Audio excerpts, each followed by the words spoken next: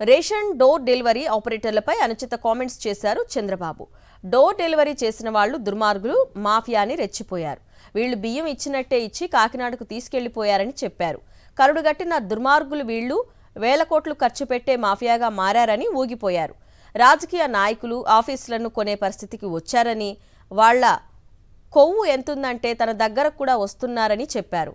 SC, ST, BC, MDU ఆపరేటర్లను అవమానపరుస్తూ Chandrababu comments చేశారు. Ration బియ్యం ఎత్తేసేందుకు సీఎం చంద్రబాబు కుట్రలు మొదలుపెట్టారు. బియ్యం వద్దంటే డబ్బులిస్తామంటూ కొత్త రాగం ఎత్తుకున్నారు చంద్రబాబు. బియ్యం తీసుకొని వారికి నగదు బదిలీ చేస్తామన్నారు.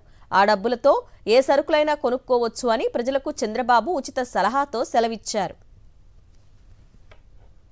మీరు గుర్తుపెట్టుకోవాలి, పేరు డోర్ డెలివరీ వాహనాలు. ఈ వాహనాల్లో బియ్యం తీసుకుపోవడం, రోడ్డు మీదనే ఇచ్చినట్టు ఇచ్చి మళ్ళా బియ్యం తీసుకొని నేరుగా కాకినాడ పోర్టుకు వస్తుంది.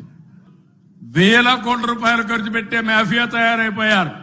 కాబట్టి వార్నింగ్ ఇస్తున్నా, మాఫియాలు జాగ్రత్తగా ఉండండి.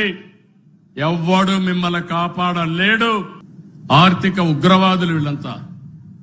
వీళ్ళు సమాజాన్ని అతలాకుతలం చేయాలనుకుంటున్నారు.